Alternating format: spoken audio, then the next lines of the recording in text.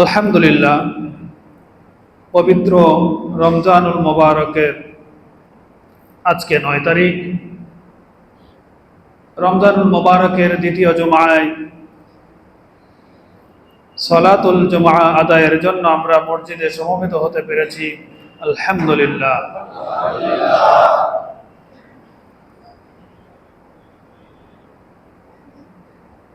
আজকে আমরা আহকামে সিয়াম ওয়া কিয়াম তথা রোজা এবং কিয়ামুল লাইলের বিধিবিধান সম্পর্কিত কিছু আলোচনা করতে চাই। ওমা তাওফীকি ইল্লা বিল্লাহ ওয়া আলাইহি তাওয়াক্কুল ওয়া ইলাইহি উনীব। আল্লাহ সুবহানাহু ওয়া তাআলা রমজানুল মুবারকে আমাদের জন্য রোজা ফরজ করেছেন। সূরা বাকারায় আল্লাহ রাব্বুল আলামিন এই মর্মে ইরশাদ করেছেন, কুতিবা আলাইকুমুস সিয়াম, তোমাদের উপর সিয়াম তথা রোজা ফরজ করা হয়েছে। কামা কুতিবা আলাল লাযিনা মিন ক্বাবলিকুম লাআল্লাকুম তাত্তাকুন। আর এই রোজা শুধু তোমাদের উপর ফরজ করা হয় নাই, এটা পূর্ববর্তী অন্যান্য যত উম্মাত এসেছিলেন, যত নবী রাসূল এসেছিলেন, তাদের উপরও এটি ফরজ ছিল। তো সুতরাং রোজা এটা নতুন না, এটা আগেও ছিল, আবার আমাদের উপরও এটা ফরজ করা হয়েছে। উদ্দেশ্য কি? লাআল্লাকুম তাত্তাকুন। আল্লাহ বলছেন যে উদ্দেশ্য হলো যেন তোমরা মুত্তাকি হতে পারো, তাকওয়া অর্জন করতে পারো। তাহলে এই আয়াতে কারিমা থেকে বোঝা যায় সিয়াম পালনের উদ্দেশ্য, রোজা ফরজ করার উদ্দেশ্য হলো যেন মুসলমানগণ মুত্তাকি হয়ে যায়। মুত্তাকি হলে কি হবে? মুত্তাকি হলে লাভ হলো যে আল্লাহ তাআলা যে হুকুম আহকাম বিধিবিধান আমাদের উপর অবতীর্ণ করেছেন, নাজিল করেছেন, বিধিবদ্ধ করে দিয়েছেন, সেগুলো পালন করার জন্য তাকওয়া আমাদের জন্য অত্যন্ত সহায়ক। এবং এই পুরো মানব জাতি, যাদের আদি পিতা এবং মাতা হযরতে আদম এবং হাওয়া আলাইহিমুস সালাতু ওয়াস সালাম জান্নাত থেকে যারা দুনিয়ায় এসেছেন, সেই ঘটনা আমরা জানি। তারা যখন জান্নাতে ছিলেন, আল্লাহ তাআলা তাদেরকে আদেশ করেছিলেন যে ওয়াকুলা মিনহা রাগাদান হাইসু শি'তুমা ওয়া লা তাকরাবা হাযিহিশ শাজারা ফাতাকুনা মিনাজ জালিমিন। এটা সূরা আরাফের মধ্যেও আছে, সূরা বাকারায়ও আছে, কোরআন কারীমের বিভিন্ন জায়গায় এসেছে, সূরা তাহার মধ্যেও এসেছে যে আল্লাহ তাআলা আদম এবং হাওয়া আলাইহিমাস সালাতু ওয়াস সালামকে জান্নাতে প্রবেশ করার অনুমতি দিয়ে বললেন যে এই জান্নাত থেকে তোমাদের যা মনে চায় এখান থেকে তোমরা গ্রহণ করো, পানাহার করো, খাও, পান করো, কিন্তু ওয়ালা তাকরাবা হাযিহিশ শাজারা, এই একটা গাছ এবং বৃক্ষ, এই গাছের এই বৃক্ষের নিকটবর্তীও হয়ো না। যদি হও তাহলে কিন্তু তোমরা ফাতাকুনা মিনাজ জালিমিন, তাহলে কিন্তু তোমরা উভয়ে জালেম সাব্যস্ত হবে। তো এই ঘটনার পর শয়তান আদম আলাইহিস সালামকে সৃষ্টির পর প্রথমেই আল্লাহ তাআলা যখন সকল ফেরেশতাগণকে আদেশ করেছিলেন আদমকে সিজদা করার জন্য, সবাই করেছিল, ইবলিস করে নাই।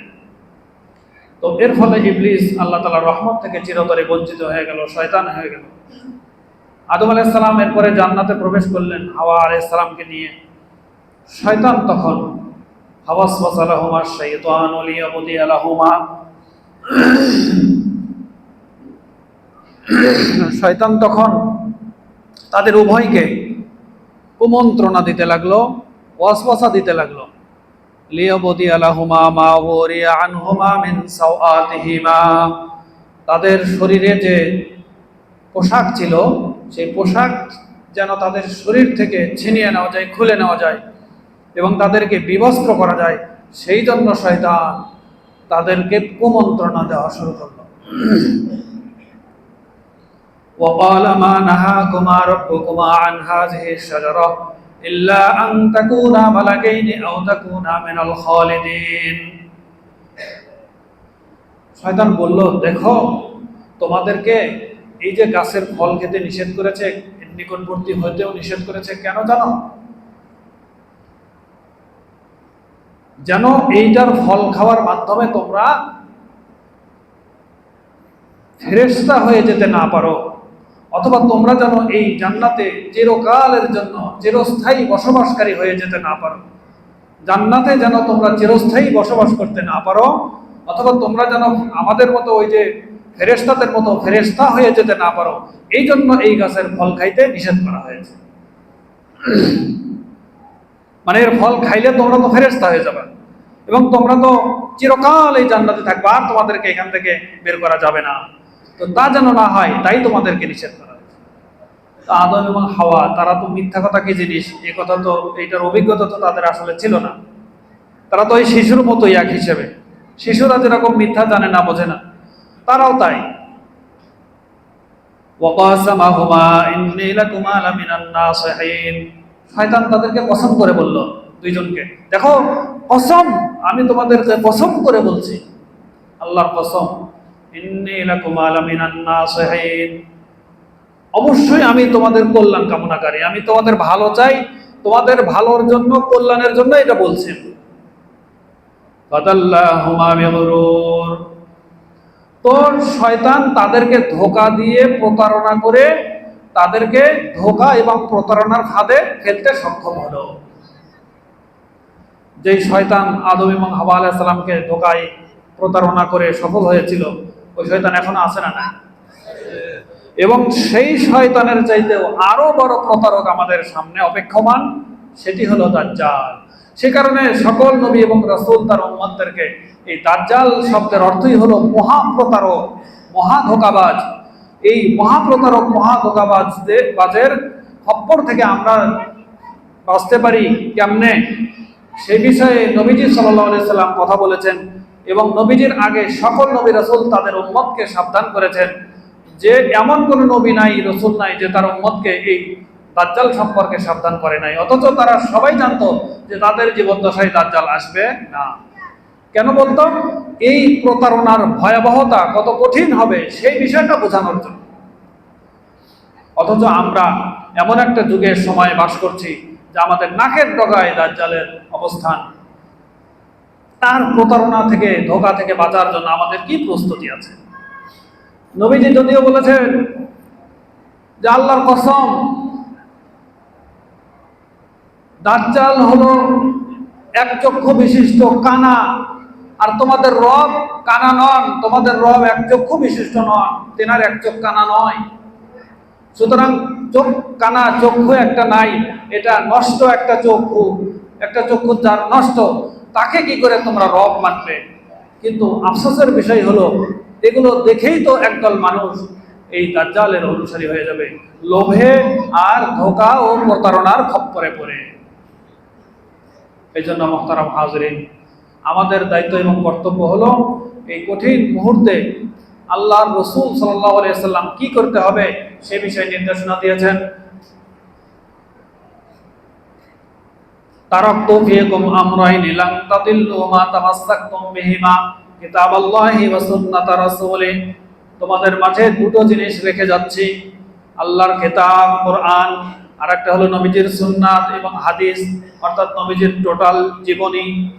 নবীজি সারা জীবনে যা কিছু করেছেন, বলেছেন, মৌন সমর্থন দিয়েছেন, সব কিছুই হলো হাদিস এবং সুন্নাত। তো এই দুটো জিনিস তোমরা যদি মজবুত করে আঁকড়ে ধরো, তাহলে অবশ্যই কোনো অবস্থাতেই কেউ তোমাদেরকে পথভ্রষ্ট, বিভ্রান্ত করতে পারবে না। লান তাদিল্লু মা তামাসসাকতুম বিহিমা, আল্লাহর কিতাব এবং নবীজির হাদিস এবং সুন্নাতকে তোমরা যতক্ষণ আঁকড়ে ধরে থাকবে, মজবুত করে কামড়ে ধরে থাকবে, অবশ্যই কঠিন কালেও কেউ তোমাদেরকে পথভ্রষ্ট করতে পারবে না। এই জন্য মুহতারাম হাজরিন, আমাদেরকে প্রথম নম্বরে আল্লাহর কিতাব কোরআনকে মজবুত করে আঁকড়ে ধরতে হবে। তো বলছিলাম সিয়াম এবং কিয়ামের বিধিবিধান। সিয়াম তো আমরা জানি সুবহে সাদেকের আগ পর্যন্ত পানাহার করতে হবে, নিয়ত করতে হবে, নিয়ত করে সাহারি খাইতে হবে সুবহে সাদেকের আগে, অর্থাৎ ফজরের ওয়াক্ত হওয়ার আগে। ফজরের ওয়াক্ত হওয়ার আগে আমাদের সাহারি খাওয়া শেষ করে তারপরে আমাদের রোজা শুরু করতে হবে। একেবারে খাওয়া পান করা সব রকমের বন্ধ, স্ত্রীদের কাছে যাওয়া মিলিত হওয়া বন্ধ, একবারে সূর্য অস্ত পর্যন্ত। সুম্মা আতিম্মুস সিয়ামা ইলাল লাইল, আল্লাহ তাআলা বলছেন অতঃপর তোমরা রাত পর্যন্ত, মানে রাতের শুরু পর্যন্ত। রাতের শুরু কখন থেকে? যখন সূর্য অস্ত যাচ্ছে সঙ্গে সঙ্গে রাতের শুরু হচ্ছে। সূর্য অস্ত যাওয়া মানে রাত শুরু হওয়া, এজন্য সূর্য অস্ত পর্যন্ত আমাদেরকে সিয়াম পালন করতে হবে। তাই আল্লাহ বলছেন তোমরা রোজাকে পূর্ণ করো রাত পর্যন্ত, মানে সূর্য অস্তের আগ পর্যন্ত। আর নবীজি হাদিসে বলেছেন, আমরা এখনই সেই আলোচনায় যাব, যে দ্রুত ইফতার করতে হবে, অর্থাৎ আমাদেরকে ইফতারের সময় হওয়ার সাথে সাথেই ইফতার শুরু করতে হবে। তো তার আগে আমরা সাহারি নিয়ে কথা বলতে চাই। আল্লাহ রসুল সাল্লাল্লাহু আলাইহি ওয়াসাল্লাম আমাদেরকে সাহারি করার জন্য আদেশ করেছেন, সাহারি খাওয়ার জন্য আদেশ করেছেন। আর সাহুর আকলুহু বারাকাতুন, যেহেতু সাহারি খাওয়া আমাদের জন্য বরকত। ওয়ালাউ আন ইয়াজরা আহাদুকুম জুরআতাম মিন মাইন, রাসূলুল্লাহ সাল্লাল্লাহু আলাইহি ওয়াসাল্লাম বলছেন যে যদিও তোমাদের কেউ এক চুমুক পানি, এক ঢোক পানিও পায়, তবুও যেন সে এইটা আহার করে সাহারি করে। মুহতারাম হাজরিন, তাহলে আমাদের সাহারি করার যে সুন্নাত, রাসূল সাল্লাল্লাহু আলাইহি ওয়াসাল্লাম সাহারিতে খাওয়ার যে সুন্নাত আমাদের জন্য নবীজি সাল্লাল্লাহু আলাইহি ওয়াসাল্লাম নির্দেশনা দিয়েছেন, সেটি আমরা নিজেদের প্রয়োজনেই তো খাই। আমরা সাহারি খাইলে সারাদিন রোজা পালনটা আমাদের জন্য সহজ হবে। আর যদি সাহারি না খেয়ে আমরা না খেয়ে রোজা রাখি, আমাদের জন্য কঠিন হবে। তাই নবীজি সাল্লাল্লাহু আলাইহি ওয়াসাল্লাম সাহারির বিধান প্রবর্তন করেছেন। তো এই সাহারি আল্লাহ রাসূল সাল্লাল্লাহু আলাইহি ওয়াসাল্লাম বলেছেন যে আকলুহু বারাকাতুন, সাহারি খাওয়া একটা বরকতের কাজ। সাহারি খাওয়া মানে আল্লাহ তাআলার বরকত গ্রহণ করা। দেখুন, সাহারি আমরা আমাদের প্রয়োজনে খাই, আমাদের সুবিধার জন্য, আমাদের আরামের জন্য, সহজভাবে রোজা পালনের জন্য আমরা সাহারি করি, অথচ আল্লাহ রসুল বলছেন যে এটা হলো বরকত। অতএব সাহারির খাবার তোমরা কখনোই বাদ দেবে না। যদিও কোনো দিন কোনো সময় খেতে মন চায় না বা খেতে ভাল লাগছে না, তো এক ঢোক পানি হলেও খাবা, এক ঢোক পানি হলেও পান করবা। কারণ এই সাহারির মধ্যে বরকত আছে। তুমি এই সাহারি খাওয়া মানে বরকত গ্রহণ করা, এর মাধ্যমে তোমার শরীরে আল্লাহ তাআলার বরকত প্রতিস্থাপিত হবে। আর এই বরকতে তুমি রোজা রাখবা, রোজা রাখা তোমার জন্য সহজ। মুহতারাম হাজরিন, আমরা সাহারি খাবো, কিন্তু তার মানে এই না যে আমরা সাহারি খাইতে খাইতে একেবারে গলা পর্যন্ত খাবো, এরপরে পেট ভরাবো, হরেক আইটেমের খাবার খেয়ে পেটকে একেবারে সে সীমা পর্যন্ত, গলা পর্যন্ত ভরপুর করে খাবো। বিষয়টি কিন্তু তা না। দেখছেন না, রাসূল সাল্লাল্লাহু আলাইহি সাল্লাম কিন্তু খেজুর দিয়ে সাহারি খাওয়া পছন্দ করতেন। নবীজি সাল্লাল্লাহু আলাইহি সাল্লাম খেজুর দিয়ে সাহারি খাওয়া পছন্দ করতেন। তো আমাদের রোজার উদ্দেশ্য শুধু খাবারের শিডিউল পরিবর্তন করা নয়, যে আগে সকালে খাইতাম, দুপুরে খাইতাম, বিকালে আবার নাস্তা করতাম, এরপরে রাত্রে খাইতাম। আর এখন আমরা ইফতারের সময় একবারে হরেক রকমের আইটেম দিয়ে ইফতার করব। এরপরে রাত্রে তারাবির আগে অথবা তারাবি করে আবারও একবার পেট ভরে খাবো। এরপরে সেই খাবারও হজম হইতে না হইতেই আবারও সাহারিতে আবারও পেট ভরে খাবো। এরকম উপর্য করি, শুধুমাত্র খাবারের টাইম শিডিউল পরিবর্তন করে, কিন্তু পেট ভরে করে খাওয়ার এই অভ্যাসকে অব্যাহত রাখা। বরং আমাদের তো আরো প্রচলন আছে, রোজার মধ্যে খাইলে কোনো হিসাব নাই, অতএব আরো বেশি করে খাওয়া। এটা কিন্তু রোজার উদ্দেশ্য না। এখানে দুই ধরনের উদ্দেশ্য। একটা হলো আমরা স্বাভাবিকভাবে খাবো, যতটা সম্ভব কম খাবো, আর নিজের খাবারের খরচটা একটু কমিয়ে যারা গরিব মিসকিন আছে তাদেরকে এই রোজার রমজান মাসে বেশি বেশি দান করার চেষ্টা করব। কারণ হলো গরিবরা সারা বছর ক্ষুধায় অনাহারে কষ্ট পায়, গোশত কেনার টাকা তাদের থাকে না। দেখা যায় অনেকে এক মাসেও একদিন গোশত কিনতে পারে না, কোনো রকমে শুধু কয়টা ডাল ভাত খেয়ে জীবন ধারণ করে। তো এই ক্ষুধার্ত মানুষের কষ্ট যেন ধনী মানুষরাও বুঝতে পারে, সচ্ছল সক্ষম মানুষরাও যেন অনুধাবন করতে পারে, আর এই ক্ষুধার যন্ত্রণা অনুধাবন করে তারা যেন ক্ষুধার্ত মানুষের প্রতি দয়া দেখানোর ব্যাপারে যত্নবান হয়, মনোযোগী হয়। এই রোজার এটা উদ্দেশ্য।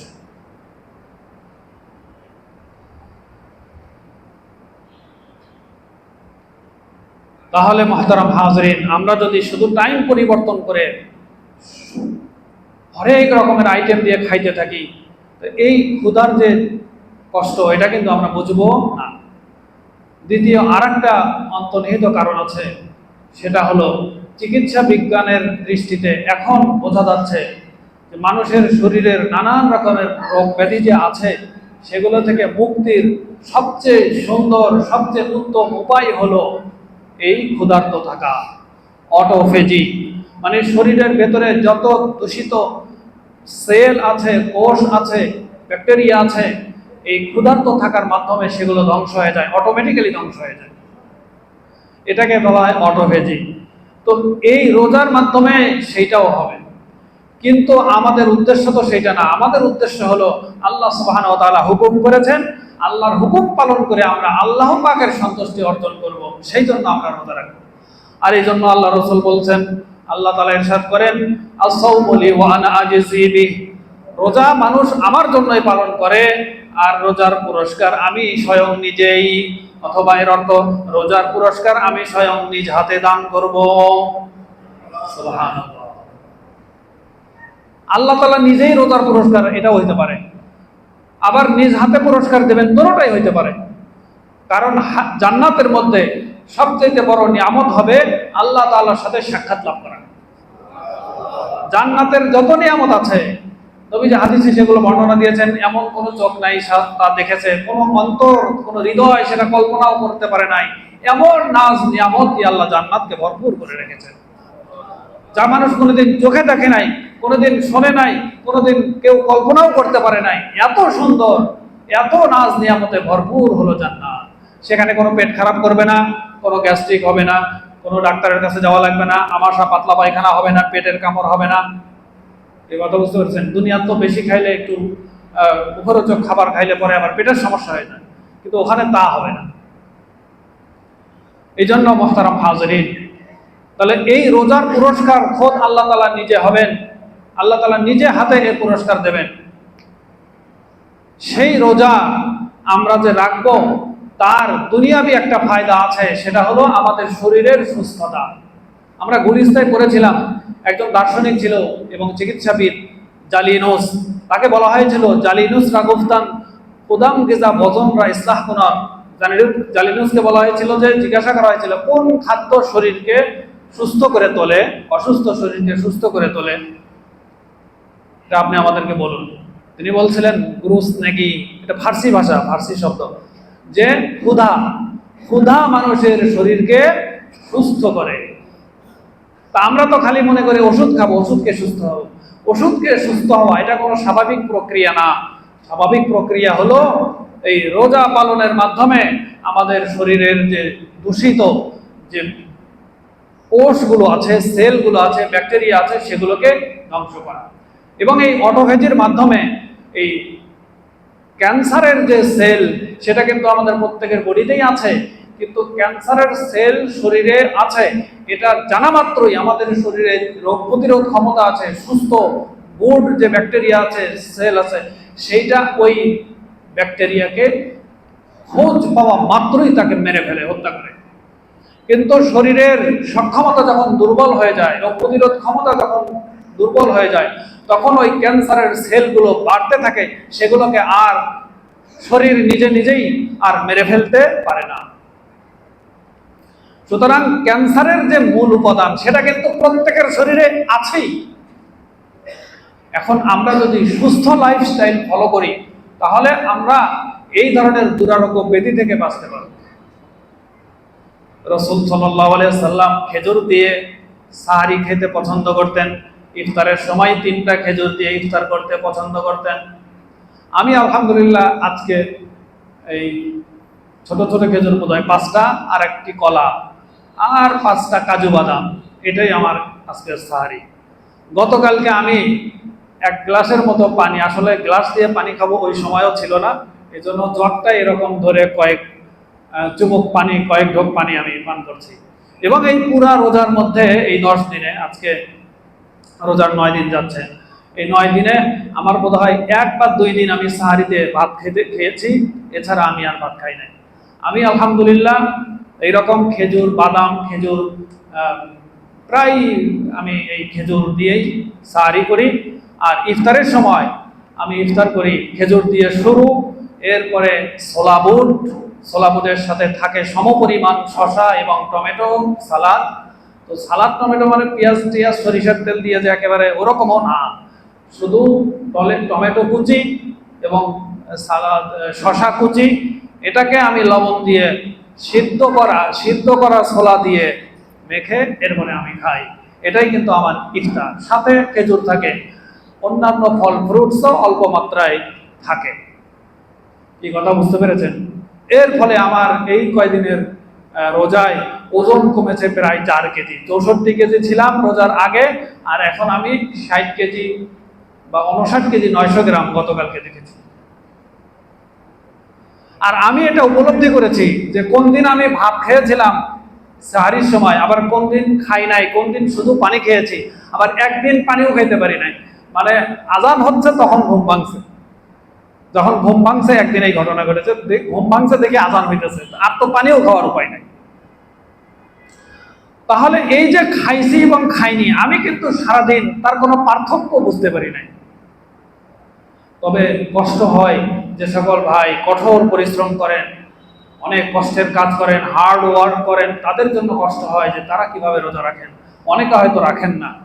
তো আমরা দোয়া করি আল্লাহ তাআলা তাদের জন্য সহজ করেন, আল্লাহ তাআলা তাদের জন্য সহজ করেন, যে আমাদেরকে আল্লাহ তাআলা জীবিকা নির্বাহের জন্য ওই রকম কঠিন পরিস্থিতিতে আমাদেরকে আল্লাহ তাআলা ফেলেন নাই যে আমরা রোজা করা না করার মাঝে হিমশিম খেতে হয়। এই জন্য মুহতারাম হাজিরিন, তাহলে আমাদের এই সাহারি খাওয়াটা আল্লাহ রাসূল সাল্লাল্লাহু আলাইহি সাল্লামের সুন্নাত করেছেন। আর ইফতারও করব আমরা, কিন্তু রাসূল সাল্লাল্লাহু আলাইহি সাল্লাম বলেছেন যে তোমরা এই উম্মাত ততক্ষণ পর্যন্ত কল্যাণের মধ্যে থাকবে যতক্ষণ পর্যন্ত তারা ইফতার করবে যত তাড়াতাড়ি সম্ভব, মানে সূর্য অস্ত যাওয়ার সাথে সাথেই তারা ইফতার করবে। যতক্ষণ পর্যন্ত এই উম্মত এই কাজ করবে ততক্ষণ তারা কল্যাণের মধ্যে থাকবে। সাহারি করবে একেবারে শেষ সময়ে, আর ইফতার করবে একেবারে শুরুতেই। তাহলে সাহারির সুন্নাত হলো একেবারে লাস্ট মুহূর্তে সাহারি খাওয়া। নবীজির সাহাবায়ে কেরামকে জিজ্ঞাসা করা হয়েছে যে আপনারা সাহারি করতেন কোন সময়? বলে আমরা সাহারি করতাম একেবারে লাস্ট মুহূর্তে, যে সাহারি খাওয়া শেষ করার পর ফজরের নামাজ দাঁড়ানোর মাঝখানে 40-50 আয়াত তেলাওয়াত করতে যে পরিমাণ সময় লাগে, এই পরিমাণ সময়ের ব্যবধান থাকতো। তার মানে বুঝতে পেরেছেন, একেবারে সাহারির শেষ মুহূর্তে তারা সাহারি খাওয়া শেষ করতেন। তা আমরাও রাত 3টার সময় সাহারি খেয়ে বসে থাকবো না, বরং লাস্ট মুহূর্তে সাহারি খাবো আর ইফতার করবো একেবারে শুরুতেই। এরপরে মুহতারাম হাজিরিন, বেশি বেশি যেই কাজ আমরা করব সেটা হলো রোজা অবস্থায় বাজে কথা, অনর্থক কথা, ফালতু কথা বর্জন করব, মিথ্যা কথা বর্জন করব, ধোঁকা প্রতারণা বর্জন করব। যারা ব্যবসা করি, পণ্যে ভেজাল দেওয়া, মিথ্যা কথা বলা, এগুলো অভ্যাস আমরা পরিত্যাগ করব। ধোঁকা দেওয়া, প্রতারণা করা, এরপরে গবনে ফাহেশ, অস্বাভাবিক মূল্য বসানো পণ্যের উপরে, এগুলো থেকে আমরা দূরে থাকার চেষ্টা করব। আল্লাহ তাআলা সহজ করে তৌফিক দান করেন, আমিন। আর এই যে ইফতার, সাহাবায়ে কেরামের যুগে ইফতারের একটা ব্যাপার ছিল যে তারা প্রত্যেকেই নিজেদের জন্য যেটুকু ইফতারের আয়োজন করতে পেরেছেন ওইটুকুই আরেকজনের বাড়িতে পৌঁছায় দিতেন, আর উনি ওনার বাড়ির ইফতার এই বাড়িতে পৌঁছাইলেন। তাহলে কি লাভ হইল? একজনের রোজার সওয়াব আরেকজন পুরাই পেয়ে গেল। এই জন্য রাসূলুল্লাহ সাল্লাল্লাহু আলাইহি ওয়াসাল্লাম ইরশাদ করেছেন, মান ফাত্তারা সাইমান কানা লাহু মিসলু আজরিহি গায়রা আন্নাহু লা ইয়ানকাসু মিন আজরি সাইমি শাইআন, রাওয়াহু তিরমিজি। যে ব্যক্তি কোন রোজাদারকে ইফতার করাবে, তো ইফতার যিনি করালেন তিনি ওই রোজাদারের রোজার পূর্ণ সওয়াব পেয়ে যাবেন। কানা লাহু মিসলু আজরিহি গায়রা আন্নাহু লা ইয়ানকাসু মিন আজরি সাইমি শাইআন। কিন্তু তার মানে এটাও না যে রোজাদারকে ইফতার যিনি করালেন রোজাদারের সওয়াব সবটা তিনি নিয়ে নেবেন, রোজাদারের কোনো সওয়াব থাকবে না, বিষয়টা কিন্তু তা না। বরং রোজাদারের রোজা থেকে এক বিন্দুও সওয়াব কমানো হবে না। রোজাদারের রোজার সওয়াব এক বিন্দুও না কমায়া যিনি ইফতার করালেন তাকে পূর্ণ সওয়াব দিয়ে দেওয়া। তাহলে আমরা সবাই যদি সবাইকে ইফতার করাইতে পারি, ইফতার করানোর জন্য মহা আয়োজন করে 20 আইটেম 40 আইটেম করে পরে খাওয়াইতে হবে, এরকম তো কোনো কথা নাই। আমরা একটা খেজুরি এক ভাইকে খাওয়াইলাম, আমরা না হয় এক গ্লাস পানি খাওয়াইলাম, একটু শরবতই না হয় খাওয়াইলাম। ভাইয়ের আমার, আপনাদেরকে অনুরোধ করবো আপনারা এই চিনি দিয়ে শরবত খায়েন না, শরবত খায়েন না চিনি দিয়ে। আমি এটাও তো বলে গেছি বলতে, আমি কিন্তু ভুলেও চিনির শরবত খাই না, তবে আমি লেবুর শরবত খাই একটু লবণ দিয়ে অথবা লবণ ছাড়াই। আপনারা এই চিনি খাবেন তো এটা আপনার সারাদিন না খাওয়ার ফলে শরীরের ভিতরে এক রকমের প্রসেস যে চলছে, যখনই আপনার এই ইফতারের শুরুতে 1 গ্লাস অথবা 2-3 গ্লাস চিনিযুক্ত শরবত মেরে দিলেন, তো তার মানে হলো আপনার বডির মধ্যে একেবারে হঠাৎ করে একটা পারমাণবিক বোমার বিস্ফোরণ ঘটিয়ে দিলেন। ভাই, এটার ভেতরে তো একটা মেটাবলিজম চলমান আছে, এই মেটাবলিজমকে আপনি স্বাভাবিকভাবে কাজ করতে দেন। আমরা একটা গাড়ি স্টার্ট দিয়ে, একটা বাসকে স্টার্ট দিয়ে সঙ্গে সঙ্গে কি একেবারে সর্বোচ্চ গিয়ারে এটাকে চালাইতে পারি? নাকি কিছুক্ষণ এটাকে ইঞ্জিনকে আগে গরম করতে হয়, এরপরে ফার্স্ট গিয়ার দিয়ে কিছুক্ষণ যাইতে হয়, তারপরে second gear, third gear, fourth gear. আমাদের এই বডিটাও তো এরকমই একটা কিছু। তো আমরা সারাদিন না খেয়েছিলাম, হুট করে যখন আমরা এই যে এত পরিমাণে কার্বোহাইড্রেট, চিনি, সুগার একবারে শরীরের মধ্যে ঢোকাচ্ছি, পরে এটা শরীরকে এটা নিতে পারছে, আবার সেটা যদি বরফের ঠান্ডা পানি যুক্ত হয় তো আরো কাম সারা। ভাই, দয়া করে আপনারা এগুলো করেন না। আর এই যে ভাজি পুরি আছে সয়াবিন তেলে ডুবো, ব্যবসায়ী ভাইদের তো সমস্যা হয়ে যাবে এটা যদি ফলো করতে চান, পারবেন না ফলো করতে, কারণ এটা রুচির ব্যাপার। এই ডুবো তেলে ভাজা আলুর বড়া, বেগুনি, পেঁয়াজু ইত্যাদি, এগুলো কিন্তু আমাদের শরীরের জন্য ভালো নয়।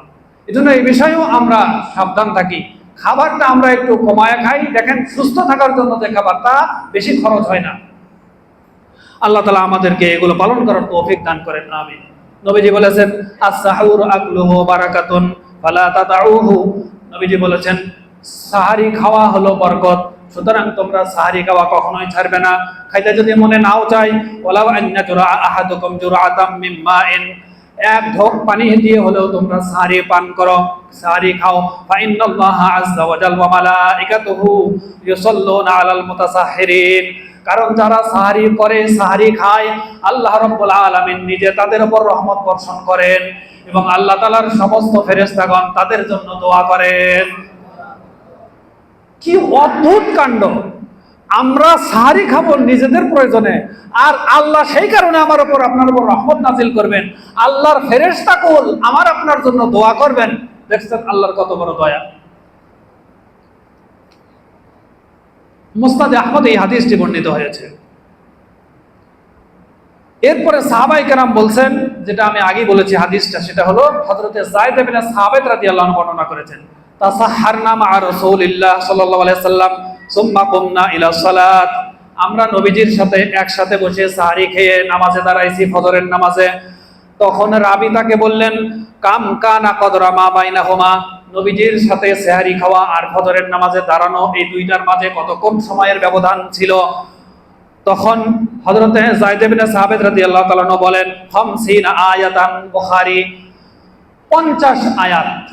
এই দুইটার মাঝখানের যে সময়ের ব্যবধান সেটি হলো 50 আয়াত তেলাওয়াত করতে যে পরিমাণ সময় লাগে, এটা কিন্তু 50 আয়াত মানে ছোট ছোট আয়াত, বুঝতে পেরেছেন? সেই পরিমাণ সময় আমাদের সেহরি খাওয়া আর ফজরের নামাজ শুরু করার মাঝখানে ব্যবধান ছিল।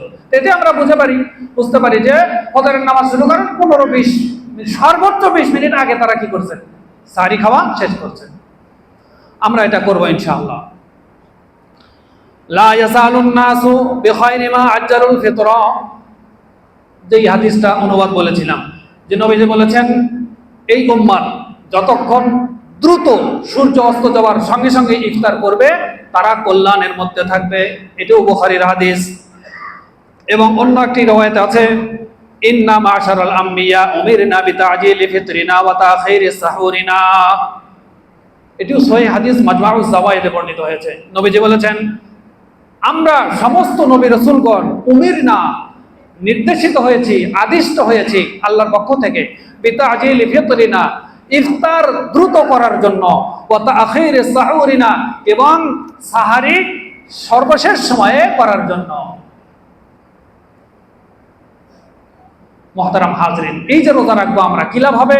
নবীজি বলেছেন, মান সামা রমাদান ঈমানান ওয়া ইহতিসাবান গফিরা লাহু মা তাকাদ্দামা মিন যামবি। তোমরা যদি সঠিক নিয়মে রোজা পালন করো, পূর্ববর্তী জীবনের সব গুনাহ মাফ হয়ে যাবে। তবে আরেকজনের টাকা চুরি করেছেন, লুটপাট করছেন, আরেকজনকে কষ্ট দিচ্ছেন, সেটা কিন্তু মাফ হবে না। অন্যের অধিকার নষ্ট করলে সেটা কিন্তু মাফ হবে না। সেইটা তার কাছ থেকে ঋণ হলে ঋণ শোধ দিতে হবে, টাকা নিয়ে থাকলে সেই টাকা দিতে হবে। রাষ্ট্রের ব্যাংকের থেকে টাকা নিয়ে মেরে দিলে সেই ব্যাংকের টাকার মালিক কিন্তু সমস্ত জনগণ, সে টাকা আজকে না দিলে হাসরের মাঠে কিন্তু দিতে হবে।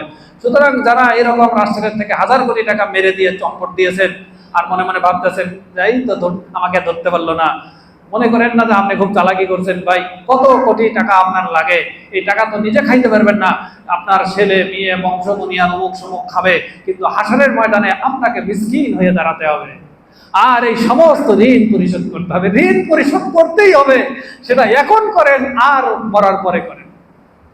চালাকি করে পার পাওয়ার কোনো সুযোগ নেই। তাহলে পূর্ববর্তী জীবনের গুনাহ মাফ হবে, সেটা হলো এই ধরনের গুনাহ ছাড়া সব গুনাহ, ছোটখাটো গুনাই তো বেশি হয়, বড় গুনাহ তো আর কম হয়। এই জন্য আমরা রোজা যথা নিয়মে পালন করার চেষ্টা করব। নবীজি বলেছেন, রুব্বা সাইমিন লাইসা লাহু মিন সিয়ামিহি ইল্লাল জু' ওয়া রুব্বা কাইমিন লাইসা লাহু মিন কিয়ামিহি ইল্লাস সাহার। এই যে রোজাদার আর এই যে কিয়ামুল লাইল, রাতের বেলায় জেগে তারাবির নামাজ পড়ে, কিয়ামুল লাইল পড়ে, তাহাজ্জুদ পড়ে, এই দুই শ্রেণীর মানুষই আবার দুই প্রকার।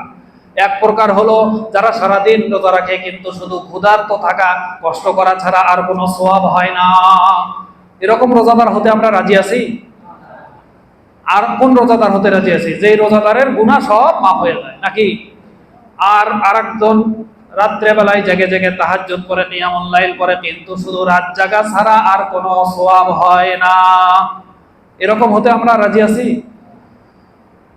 তো অন্য হাদিসে এসেছে কিয়ামতের দিন রোজা বলবে, আল্লাহ রব্বি ইন্নী মানাতুহু আনিল তুআমি ওয়া শারাব, আল্লাহ এই রোজাদার ব্যক্তিকে আমি সারাদিন পানাহার থেকে বিরত রেখেছি, আজকে তার ব্যাপারে আমার সুপারিশ কবুল করেন। আল্লাহ বলবেন, সুপারিশ কবুল করলাম। আবার কোরআন বলবে, আল্লাহ এ রাত জেগে ঘুম বাদ দিয়ে আমাকে তেলাওয়াত করেছে, ঘুম কামাই করেছে, আমি তাকে সারা রাত সজাগ রেখেছি, রাতের বিশাল অংশ সজাগ রেখেছি, আপনি তাকে আজকে তার ব্যাপারে আমার সুপারিশ কবুল করুন। আল্লাহ বলবেন, সুপারিশ কবুল। তাহলে এইরকম কিয়ামুল লাইল আর এইরকম রোজাদার হওয়া আমাদের দরকার কিনা, কি বলেন? তাহলে রোজা পালন করতে হবে মিথ্যা কথা ছাড়া, চোখকে হেফাজত করতে হবে। আল্লাহ বলছেন, কুল্লিল মুমিনিন ইয়াগুদ্দু মিন আবসারিহিম, মুমিন পুরুষদেরকে বলে দেন তারা চক্ষু যেন অবনত রাখে। নারীরা কেমনে গেল না গেল, কি পোশাক পরছে না পরছে, পর্দা করছে কি করছে না, ওটা আমার কি বিষয়? আমি মাথা অবনত রাখবো। এই কথা বুঝতে পেরেছি? তাহলে এইটা হলো আমার কাজ। আল্লাহ আদেশ করছেন যে এই যুবকরা, এই পুরুষরা মাথা অবনত রাখো।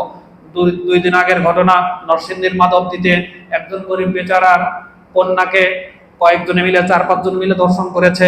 এরপরে সেটা এলাকার মেম্বার আবার তার মেয়ে বাবাকে ডেকে নিয়ে মীমাংসা করে দিয়েছে, মানে কিছু লামসাম টাকা পয়সা দিয়ে। আচ্ছা, আবার হয়ে গেছে, কথা বুঝতে পেরেছেন? তা আবার হয়ে গেছে, কারণ কি ধর্ষকরা প্রভাবশালী, খুব ক্ষমতাবান। বুঝতে পেরেছেন নাকি? হযরতে আবু বকর সিদ্দিক রাদিয়াল্লাহু তাআলা আনহু যেদিন খলিফা হইলেন, খেলাফতের বায়াত নিলেন, সেদিন প্রথম যে ভাষণ তিনি দিয়েছিলেন সেই ভাষণের মধ্যে তিনি বলেছিলেন, আল কাউইয়্যু মিনকুম ইনদি আদ-দাঈফ ওয়াদ-দাঈফু মিনকুম ইনদি আল কাউই। তোমাদের মধ্যে যে প্রভাবশালী, যে ক্ষমতাবান, যে শক্তিশালী, সে আমার কাছে দুর্বল, আর তোমাদের মধ্যে যে দুর্বল সে আমার কাছে শক্তিশালী। অর্থাৎ দুর্বলের উপর জুলুমকারী, দুর্বলের মেয়েকে ধর্ষণকারী কোনো প্রভাবশালী, কোনো ক্ষমতাবান, কোনো আহামরি কোনো নেতা আর অমুক সমুকের কোনো এক বিন্দু ছাড় আমি দেব না, তার টুটি চেপে ধরবো, একেবারে কড়াই গন্ডায় তার বিচার করে ছাড়বো। কিন্তু আমাদের ধর্ষণ হইল, ওই যে নোয়াখালীর এনসিপিকে ভোট দেওয়ার কারণে 3 সন্তানের মা ধর্ষণ হলো, আপনারা নিশ্চিত থাকেন এগুলোর একটারও বিচার হবে না। এই তরুণীকে, এই 2 দিন আগের যে ঘটনা, ধর্ষণ তো করছে, আবার ধর্ষণ করার কয়েকদিন পরে সেই মেয়ের বাপের হাতের মধ্যে থেকে মেয়েকে তারা আবার কয়েকজনে মিলে তাকে কেড়ে নিয়ে, ছিনতাই করে নিয়ে, এরপরে সেই মেয়েটাকে মেরে ফেলেছে। তার মানে প্রশাসন আমার পশমও ছিনতে পারবে না। এই ব্যাপারে এই জালেমরা, দুর্বৃত্তরা কতটা নিশ্চিত হলে এত বড় অপকর্ম করার সাহস পায়। কি কথা বুঝতে পেরেছেন? এটাই চলবে, এই জুলুমের শাসন চলবে। এবং আপনারা মনে রাখবেন, এই শাসনের সমর্থক যারা যারা হয়েছেন, এই সমস্ত ধর্ষণের পাপের ভাগ একটা নিতে হবে। কথা বুঝতে পেরেছেন? পরে হাসরের মাঠে বললেন না হুজুর সতর্ক করেন না কেন? সতর্ক করলাম, এবার মানা না মানা আপনার ইচ্ছা।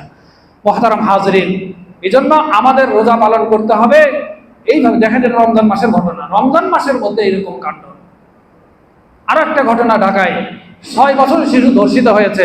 ধর্ষকরা প্রভাবশালী, ক্ষমতাবান, কারণ ওই প্রভাবশালী ক্ষমতাবানদের ওরাই তো আমার সিপাহ সালার, ওরাই তো আমার ফুট সোলজার, ওরাই তো আমাকে চেয়ারে বসায়। সুতরাং ওরা যদি কোনো অন্যায় অপরাধ করে তার আবার আমি কেমনে বিচার করি? এজন্য থানাতে গেলে থানা মামলাও নিতে চায় না, পরে এলাকাবাসী থানা ঘেরাও করে তারপরে মামলা নেওয়া হয়েছে। যেই মামলা, ধর্ষণের মামলা, থানার বেচারারা কি করবে? ওদেরকে আমি দোষ দেই না, কারণ ওরাও তো ওই সমস্ত নেতা মাস্তানদের কাছে অসহায়। মামলা নিয়ে পরে আবার বকা খাবে, তোর ট্রান্সফার করে দেবো, তোর চাকরি খাবো, তোর এই সমস্যা হবে, ওই সমস্যা হবে। ও তো হুকুমের গোলাম। কথা বুঝতে পেরেছেন? এই জন্য মুহতারাম হাজরিন, আমরা অনর্থক কথা, বাজে কথা এবং অশ্লীল কথাবার্তা, কাজকর্ম, এটাই আল্লাহ রাসূল বলছেন, লাইসা সিয়ামু মিনাল আকলি ওয়াশ শুরবি ইন্নামা সিয়ামু মিনাল লাগবি ওয়ার রাফাসি। শুধু খাওয়া এবং পান করা বাদ দিলে রোজা হয় না। রোজা হলো সমস্ত অশ্লীল কাজ, সমস্ত পাপাচার থেকে বিরত থাকা। রোজা হলো সমস্ত ফালতু কথা, বাজে কথা, অনর্থক কথা থেকে বিরত থাকা। মাল্লাম ইয়াদা কওলা যুর, নবী যার ইরশাদ করেন, মিথ্যা কথা যে ব্যক্তি ছাড়তে পারে নাই, ওয়াল আমালা বিহি, এবং মিথ্যা কাজকর্ম যে ব্যক্তি পরিত্যাগ করে নাই, ওয়াল জাহালা, মূর্খতা সুলভ আচরণ যে ব্যক্তি ত্যাগ করতে পারে নাই, ফালাইসা লিল্লাহি ফালাইসা আলাইহি লিল্লাহি হাজাতুন আন ইয়াদা তাআমাহু ওয়া শারাবাহু। সেই ব্যক্তির কাছে আল্লাহ তাআলার কোনো ঠেকা নাই যে সে খাওয়া পান করা ছেড়ে দিয়ে সারাদিন না খেয়ে থাকবে। তাহলে আমরা রোজা রাখবো এবং এই কাজগুলো করবো। আর রাজি আছি তো ইনশাআল্লাহ? পাপী যে পাপ করবে সে তার ফলাফল ভোগ করবে। আমাদের সামনে অন্যায় হতে দেখলে অবশ্যই আমরা এর প্রতিবাদ করতে হবে, না হয় ইমানদার হিসেবে পরিচয় দেওয়ার উপায় থাকবে না আল্লাহ তাআলার সামনে গিয়ে। আর রাতের বেলা কোরআন তেলাওয়াত আমরা যে শুনবো সেটা তারতিলের সাথে হতে হবে, ইখলাসের সাথে হতে হবে। তারতিল এবং ইখলাস যদি না থাকে তাইলে কিন্তু শুধুমাত্র রাত জাগাই সার হবে, ইবাদত হবে না, সওয়াবও পাওয়া যাবে না। আল্লাহ তাআলা আমাদেরকে এই জন্য কোরআন, উচিত হলো আমাদের পুরা কোরআনকে কয়েকবার খতম দেওয়া। সাহাবায়ে কেরাম কেউ 3 দিনে খতম দিতেন, 5 দিনে, 7 দিনে, 10 দিনে এই রমজানের মধ্যে। তো এই জন্য আমরা বেশি বেশি কোরআন পাঠ করব। যারা দেখে দেখে পড়তে পারি, দেখে দেখে রাত্রে বেলায় কোরআন তেলাওয়াত করব। আর চেষ্টা করব কোরআনের অর্থ বুঝে পড়ার জন্য। অন্তত 1 খতম কোরআন আমরা শুরু থেকে শেষ পর্যন্ত অর্থ বুঝে আমরা পড়তে পারি কিনা সেটা আমরা চেষ্টা করি। আল্লাহ তাআলা তৌফিক দান করেন, আমিন।